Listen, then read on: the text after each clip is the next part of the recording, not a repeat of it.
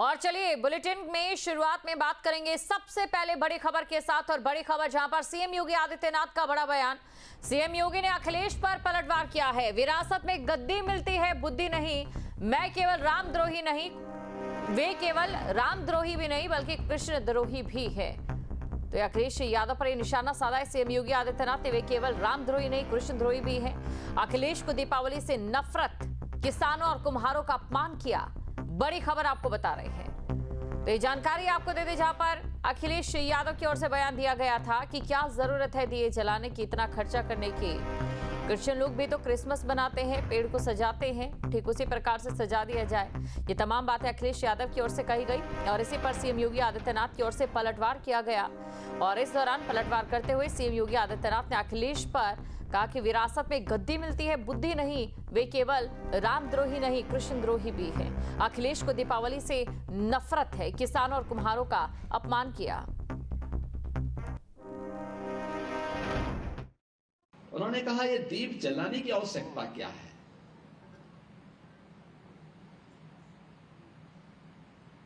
प्रश्न देखिए आप। उन्होंने कहा इससे अच्छा मोमबत्ती जला लेते, इसकी आवश्यकता क्या है। यानी वो अन्नदाता किसान का अपमान कर रहे हैं, क्योंकि जो तेल आएगा वो किसान के पास से तो आएगा।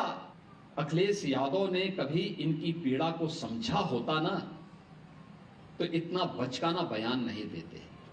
और इसीलिए कहते हैं, इसी के लिए कहा गया है ना कि गद्दी विरासत में मिलती है, बुद्धि नहीं मिलती है। बुद्धि नहीं मिलती है, उसके लिए प्रयास करना होता है। और कुछ लोगों की आदत होती है, उनके जीवन भर उनका बचपना नहीं जाता है। उस प्रकार की हरकतें वे कर ही देंगे और यही हरकत वे आज भी कर रहे हैं।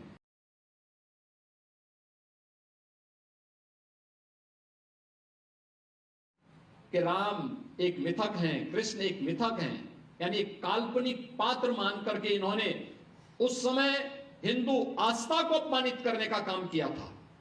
और समाजवादी पार्टी तो अपनी कृत्यों के लिए जीवन में कभी भी कोई भी श्री राम भक्त उसे माफ नहीं कर सकता। किस निर्ममता के साथ राम भक्तों पर गोलियां चलाई गई थी। जिन लोगों ने अयोध्या में राम भक्तों पर गोलियां चलाई थी, जो लोग रामलला की मूर्ति को राम जन्मभूमि से हटाने के लिए आदेश जारी करते थे, और जिन लोगों ने राम के अस्तित्व पर ही प्रश्न खड़ा करने का प्रयास किया था, आज उसी अयोध्या में जब लाखों लाख दीप प्रज्वलित होकर के प्रकाशमान होते हैं, एक नई आभा बिखेरते हैं, तो अयोध्या दुनिया की सबसे सुंदरतम आध्यात्मिक और सांस्कृतिक नगरी के रूप में अपनी आभा को दुनिया में वैश्विक पटल पर बिखेरती हुई दिखाई देती है। जहां भक्ति है हर शब्द में, कथाओं में छुपे हैं दिव्य रहस्य और ज्योतिष देता है जीवन को दिशा। धर्म से जुड़ी हर बातों को जानने के लिए हमारे चैनल स्तुति को सब्सक्राइब करें। चैनल पर जाने के लिए इस लिंक पर क्लिक करें।